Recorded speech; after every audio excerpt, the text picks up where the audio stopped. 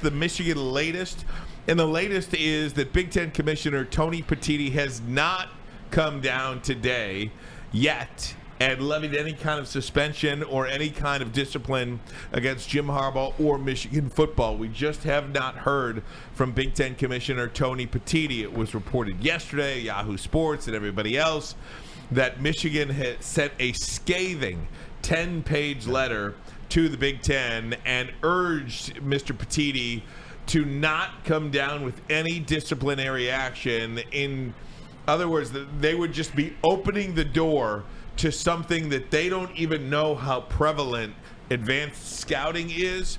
Michigan set evidence of Rutgers and Ohio State colluding to give Purdue Michigan signs. That is stuff that we have told you about as well. In terms of the Big Ten, here's where the Big Ten really has a problem, Braylon, for me. Okay. The Big Ten is not going through their own investigation. That is something that I really was unclear on, but now it is clear. The Big Ten is using the NCAA partial investigation at this point to come down with any sort of disciplinary action or any sort of penalty against Jim Harbaugh and the Michigan Wolverines. And I think that's what Michigan's big problem is at this point. How can you, Tony Petitti, and the Big Ten levy any kind of disciplinary action against Michigan and or Jim Harbaugh without A, doing your own investigation, and B, if you're not going to do your own investigation, if you're going to rely on the NCAA's investigation, how can you rely on partial information? How do you do that at this point? I think that's a big problem. And the NCAA and the Big Ten, if something comes down today or tomorrow or the next day in terms of discipline, you better buckle up because they are in for a proverbial, I won't call it a war, a fight. Big time fight. It's so funny when I'm listening to this situation. It kind of sounds, bear with me for a minute, I don't want to be Dan Snyder in this situation, but remember when they were trying to come down on Dan Snyder, Dan Snyder said, hey, look, you better watch out. You better be careful. If you want to go down this road, we can really go down this road because y'all clauses are not that clean. Y'all clauses are not that clean. And then everybody kind of got quiet, and then they allow him to take his money with no penalty in terms of when he sold the team. There was no penalty.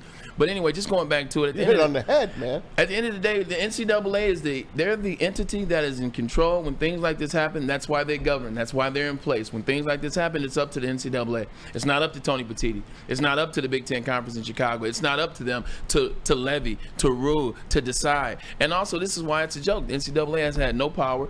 Ever since the implementation of NIL, they've had no power.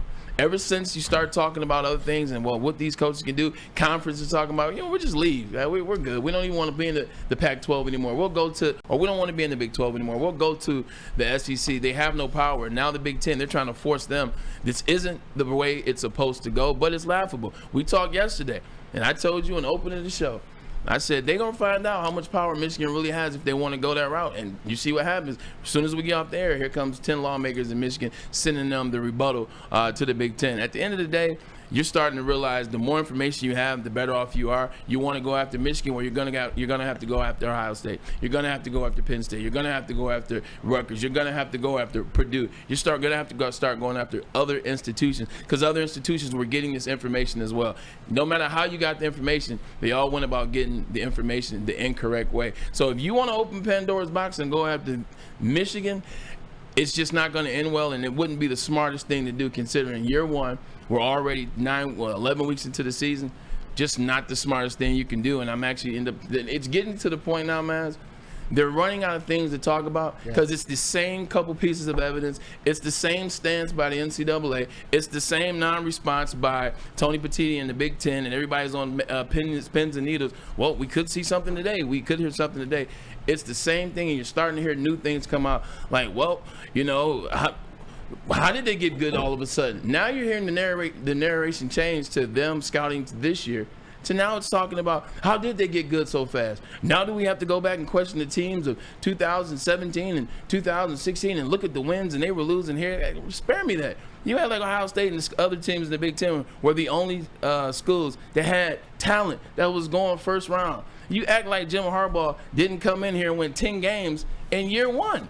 You act like he didn't win 10 games in year 2. You act like he didn't beat Ohio State almost if they would have got the spot right. That's 2016. Was the scouting going on then? At the end of the day, this is one of those situations we're all cheating, but we're going to tell on you first and hope by the time we've told on you and it's come out on you, there's so much focus on you and what you did that our stuff, yeah, it'll come out, but we'll be second fiddle because we got on you first. They all were cheating. They all had information. They just decided to expose Michigan first for how they garnered their information. Hey.